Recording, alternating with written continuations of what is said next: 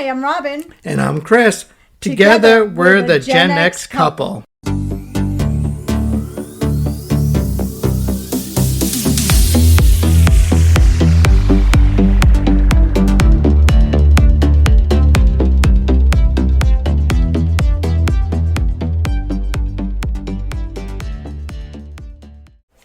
Hey guys. Take 5 or 6? I don't know. Hi everyone. Oh my gosh. Okay, so we had this whole thing almost recorded. We were blowing through it. At the very end, I had said to Chris, like, oh my God, we did it on take 1. I jinxed us, you guys. Because all of a sudden I looked up at the computer and it had stopped recording. I'm pretty sure it was trying to do like an update or something over Audacity, which is the software we use to record. So now we're just doing it on the phone, but then we couldn't get the phone going. We are a hot mess today. So, yeah, we are on, like, take 5. But it's all technical difficulties. I wouldn't even say it's my fault. You jinxed us, so All right, whatever. we're going with your fault. Yeah, but then the next couple figuring out the voice recording on the phone was you. So it's kind of your fault, too. Anyway, since Valentine's Day is coming up, we wanted to talk a little bit about keeping the spark alive. Chris and I have been married since 2010, and I know some of you guys have been married a lot longer than that. Keeping the magic alive isn't always easy, especially when you've been together for a long time, and then you add kids into the mix, and it can be almost impossible to spend any quality time together one-on-one. Exactly. So today we're going to dive into the secrets of keeping the spark alive, because marriage shouldn't feel like a never-ending roommate situation, right? Of course. And I just have to say, we're not relationship experts or anything. These are just a few ways that Chris and I have personally tried that work for us. Of course, your results may vary, but feel free to use any of these ideas if you think they will work for you. Let me start by saying one thing before we get into this. Rob and I sleep in separate rooms. It's the best thing we've ever done for our marriage, and we've been doing it for over 7 years now. Yeah, it's true. That's how we keep the spark alive. We both can sleep comfortably now and get a good night's sleep. I'm not being woken up by anyone snoring, and Chris isn't getting kicked to keep quiet during the night. It's a win-win. And no one steals my blankets in the middle of the night. I didn't do that. You were actually the blanket hog. But anyway. Now that we established that, we want to share some more ways to keep things romantic.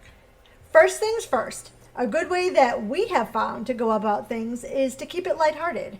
Never take yourselves too seriously. And speaking of humor, laughter is underrated in marriage. Laughing together strengthens your bond and gives you something to talk about besides what time little Timmy needs to be picked up from soccer. Exactly. So watch a comedy, tell a silly story, or even relive those awkward early days when you were trying to impress each other. Absolutely. One way to accomplish that is by leaving sticky notes in unexpected places, like inside the fridge, on the bathroom mirror, or in their shoe. And maybe try writing silly messages on them, like, you make me melt like this cheese, or you're the best thing since sliced bread. You know, keep it fun and goofy. Yeah, stuff like that always makes me smile. Communication is key, people, and no texting what's for dinner. That doesn't count. So here's a lighthearted challenge. Instead of texting your partner a to-do list, text them something flirty, but beware of autocorrect, because we all know sometimes that'll get you good. Besides, nothing kills the mood faster than accidentally sending "can't wait to meet you later" to your poor unsuspecting mother-in-law. But feel free to still send them a to-do list. Another way to keep things fun is by making coupon books. You don't have to wait until Mother's Day, Father's Day, or Valentine's Day to do something like this. Yeah, and the fun part is adding a twist to them. A popular coupon in our house is a coupon good for a go-get. So, like, when I redeem a go-get coupon, that means that Chris has to go get something that I asked him for, or asked for, like, and that way I don't have to get up and get it myself. So I'm talking like a snack or a drink. Chris has to go get it for me. Yeah, and you can make the fun coupons, like one free foot massage when I'm in the mood, or a date night of your choice, but you can't pick the restaurant.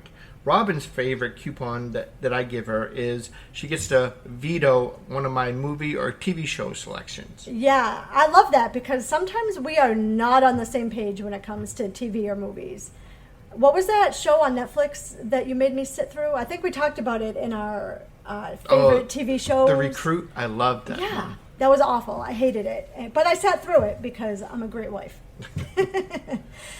Also, is it coupon or coupon? Because I say coupon, but you said coupon. Which is the right way to say it? Whatever way I said it. I'm guessing that's not correct. I think it's just one of life's little mysteries. But anyway, you can also try something like getting creative with food by using it to spell out messages. So say take some Skittles or M&Ms and then you spell out words with those. And as a side note, we've also used that tactic with the Elf on the Shelf back in the day. Oh, I'm so glad we're past that Elf on the Shelf stage. Oh my God, me too. But anyway, leaving I love you spelled out on the counter or something, it's cute and it will go over well. Plus, you get to eat the candy afterwards. Score.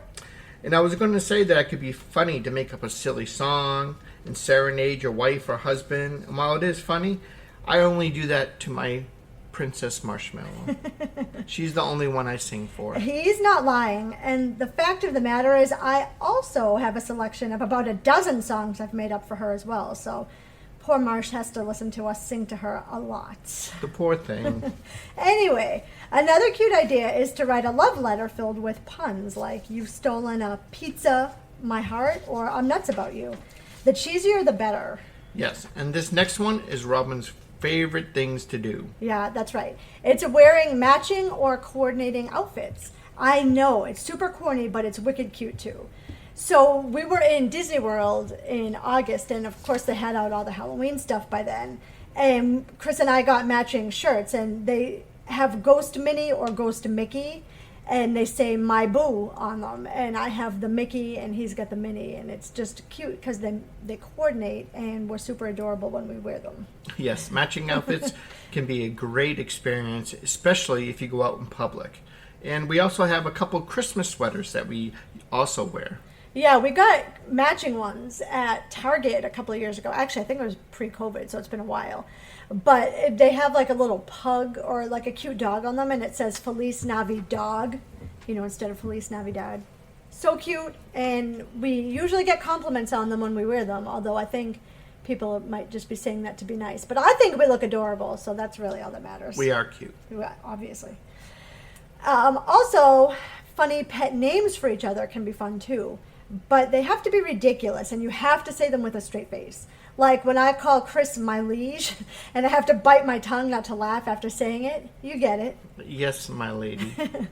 Another fun one would be to randomly drop cheesy pickup lines on your partner, like, "Is your name Google? Because you've got everything I'm searching for."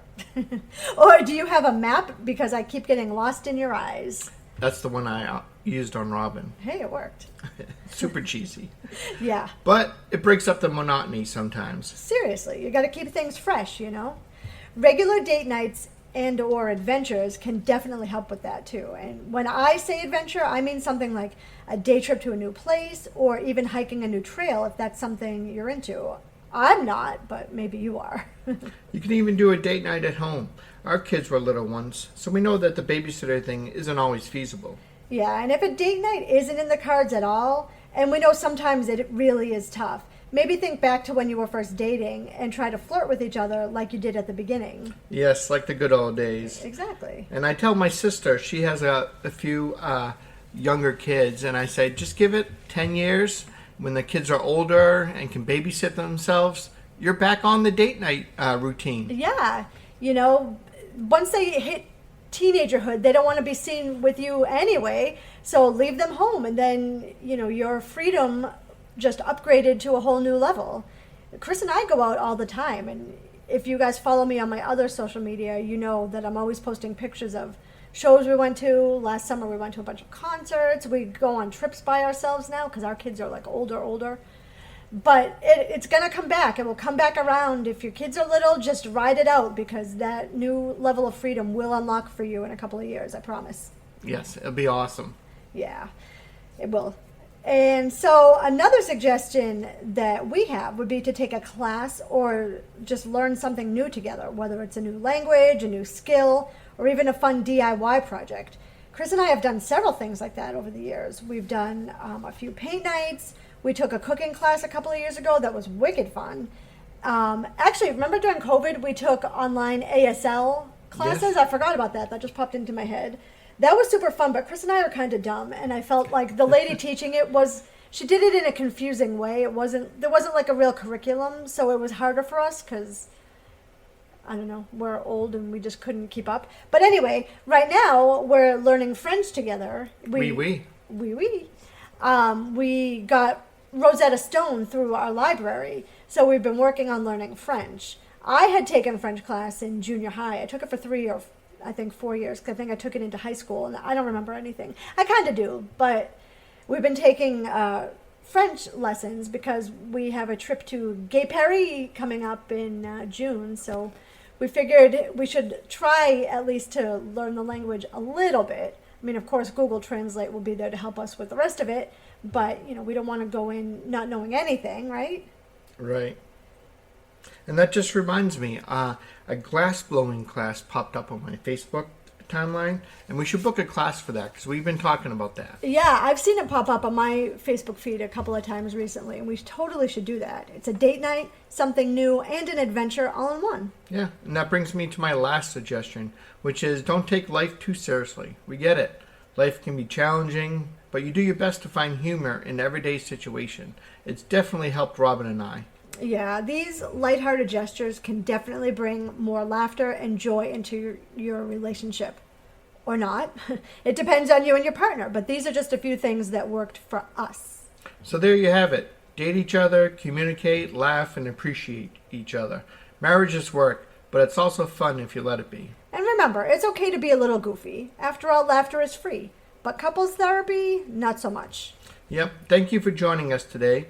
And go out there and keep the spark alive. And don't forget to subscribe, leave a review, and share this episode with your favorite couple who could use a laugh. Yeah, and if you guys have anything to add, you know where to find us on socials. We're the Gen X Couple. And don't forget to tune in next Thursday and every Thursday for a brand new episode. Yes, we'll see you right back here next week where we have a next episode in the Interesting Facts series coming up next Thursday. That episode will be all about Valentine's Day. And until then, see you later, alligator. In a wild crocodile.